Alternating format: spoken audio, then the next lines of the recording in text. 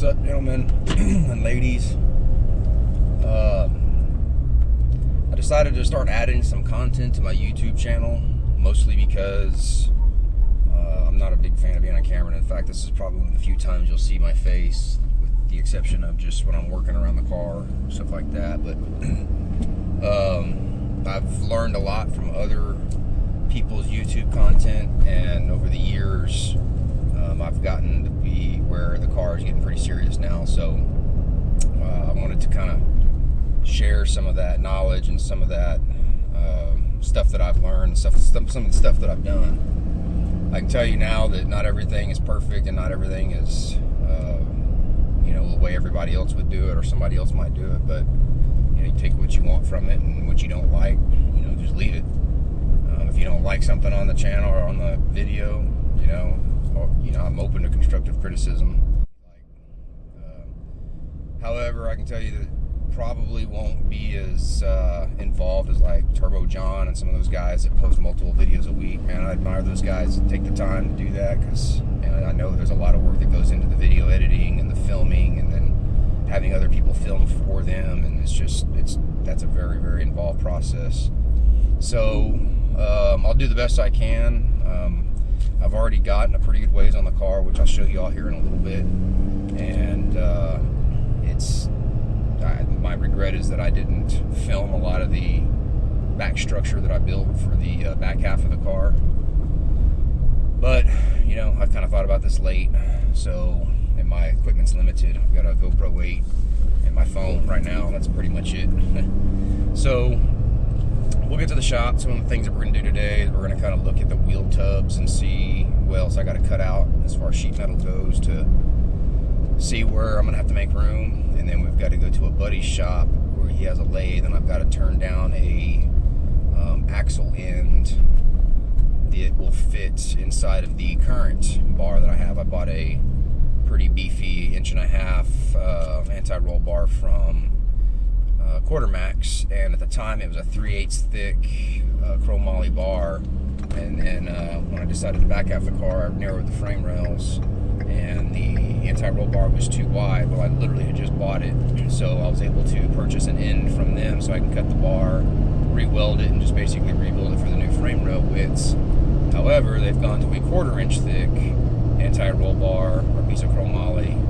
So now I've got to turn down that centerpiece that will go inside of the bar. So that's one of the things we're going to do today, and so we'll get to it. They built some pretty sweet stuff here. I don't have his permission to film his whole shop, so I'm not going to give you a tour or anything. But basically, this axle end that's in here, see it right there, has got to fit inside this. Alright, so as you can see, because they changed the size of the bar between the time I ordered that one and the time I ordered this replacement, I've got to turn this one down now. So I'm not much of a skilled lathe operator, so we're going to see how this turns out. Hopefully it turns out okay. So there we go. Now there's a way of making this thing move.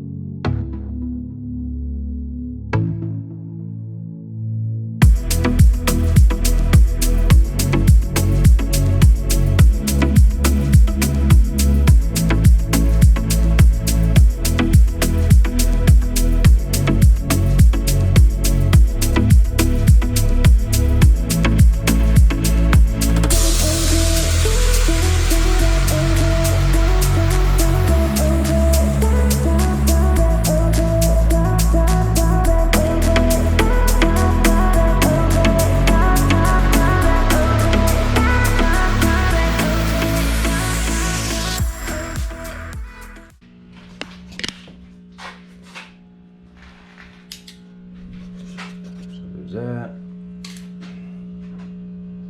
this comes on, go on like that. I'll rosette drill it, and then rosette weld it, and then I got to weld that gap right there. But it's a little sloppier than I wanted, but it'll make it. All right, off to the shop. Oil Specialties. Now we're headed to the other shop where the car is at.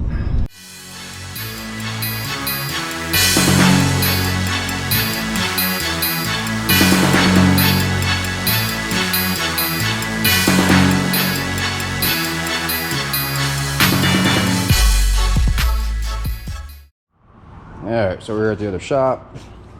Had a couple center sections that are coming for the new Marty Merlet 9-inch rear end that he built me.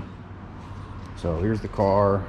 We built a chassis jig for it because we wanted to make sure everything was going to be 100% straight. A lot of this front suspension stuff's going away. But here is what I wish I kind of would have filmed some more of, was building this. You know, some of the welds look decent, some of them are not as great. So, like, I got some decent ones there, and then there'll be some like right here that are just kind of like, ugh, what happened there? So basically what we did is, from the cage back, where the funny car cage is at, we had to cut all that from that back here out, and then rebuilt the structure. Yeah. Get some X braces. I've been kind of learning to weld as I go. As you can see, like I said, some of them look pretty decent, and then some of them look like shit. So here's the Marty Merlet chromoly 4-link bars. I mean, 4-link brackets, and he makes some really nice stuff, and everything fits like it should. I had to weld them all together. He sends them with these backer or these doublers, and then you put them all together and then weld them up. So anyway, that's kind of where the car is at right now. The rear end, I think, got shipped out yesterday, so here's about where the anti-roll bar is going to sit, but I'm not going to weld it all up until I get the actual rear end here. And then here's the shock mounts, I believe. So yeah, that'll come out pretty decent, I think. Went back half because triangulated 4-link, I mean, and I'm sure people will argue with me, but we could never really get it to do. It would either hook up good when we hit off the line, and then not hook up down track. You know, especially for no prep stuff, it seems like the conventional 4-link is the better choice for that type of racing. But I heard some radial racing's coming to Texas, or a little bit more anyway. I know there's already some here, but I want to start maybe even doing a little bit of that. But yeah, so all this cage is all, you know, that was pre the back end stuff, and then we'll extend it back out. We had to cut the bars off that went through here, as you can see. So a lot of this is going to get redone. I'll probably, when I come here with a new bar, I'll come out with another piece here and then support this top area, and then maybe cut some of this bottom out, just give me more room for the new motor. And here's the old motor, little 365. It did pretty well. And then here's the new motor. And this shop is a mess. I'm about to trip over this thing and kill myself. But give you a little sneak peek. That's all you get. So anyway, I'm gonna move a bunch of this shit out of the way and get to that bandsaw so we can cut some chromoly tubing and get the mounts for the anti-roll bar mocked up to 17.5-inch centers, which is what the centers of the frame rails are here. And that way when the rear end comes in, I can weld it all up and get it mounted and get the rear end set there and get the ride height set and all that fun stuff. So stay tuned.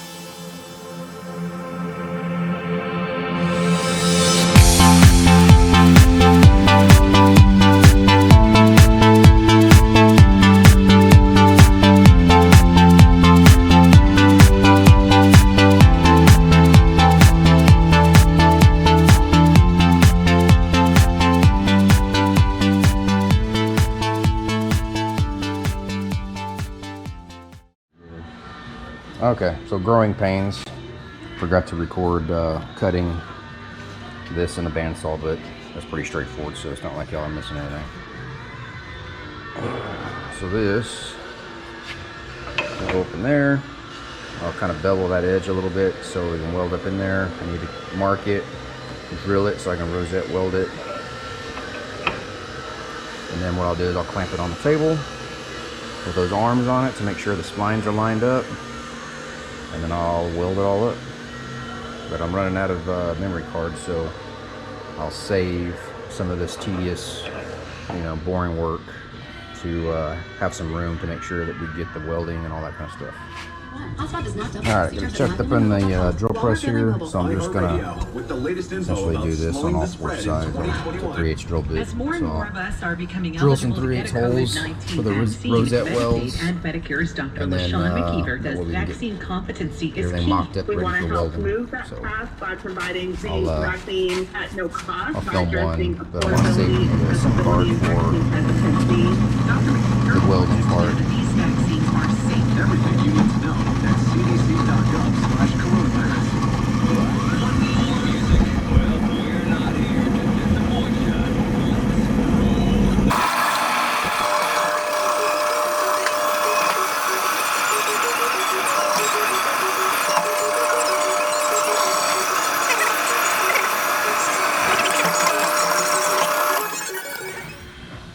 Alright, so I drilled the rosette holes.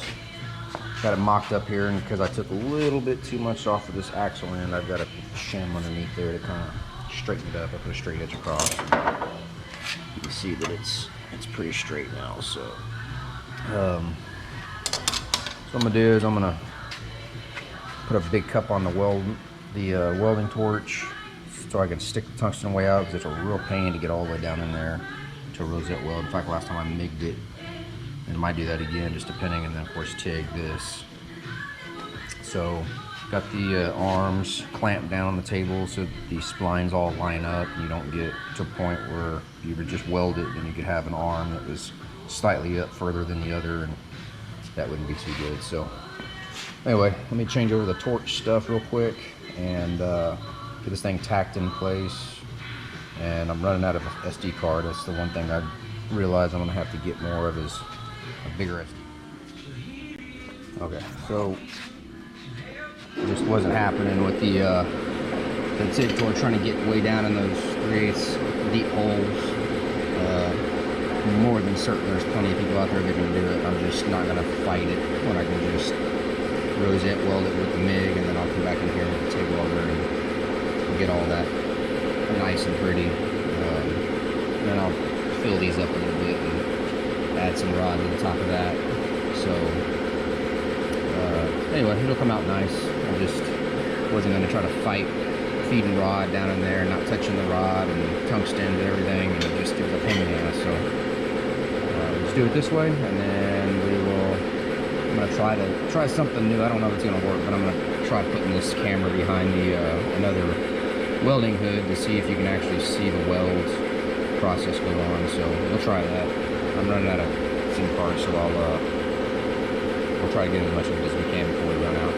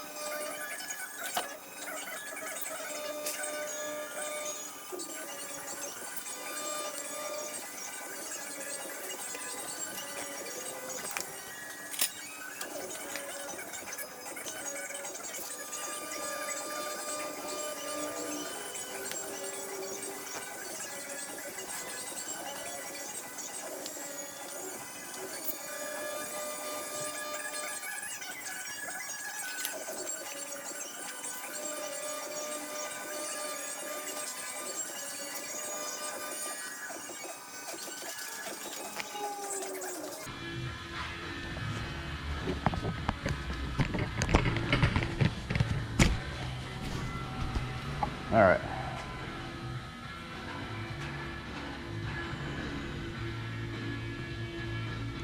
Not too bad. I'll clean up those rosette welds so that that big bearing cup slides over it. Yeah. Not too bad. Got one more rosette weld to fill up. I think I've got just about all the way around, so should be good. I'll let it cool again so it doesn't try to move on me. Then I'll touch up those rosette welds, make sure everything's nice and smooth so I can put everything back together, and I should have 20-inch center to centers on the arms and then 17.5 center to center on the cups for the frame rails. So, all right, so we finished it up. We painted the bar, and all I'm waiting on is the rear end before I put it up there in place and weld the tabs on and mount it. So that's it for the day. Okay, we wrapped up the day. Forgot to kind of mention the whole direction of this car. It's going to have a Haltech Nexus in it. I like that idea because it controls everything: headlights, tail lights, all that type of stuff, without any fuses or relays. Cleans up the wiring a whole lot, so I'm going to rewire the entire car. So that's kind of follow along on this build if I can remember to bring my camera on a regular basis. Like I said, I'm already going to have to get a new micro SD card because this one's certainly not big enough. It doesn't seem like I've filmed that much and it's already almost full. So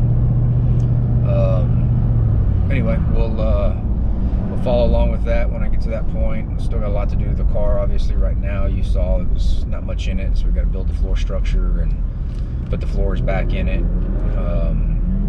mount the motor and see where it's going to be at.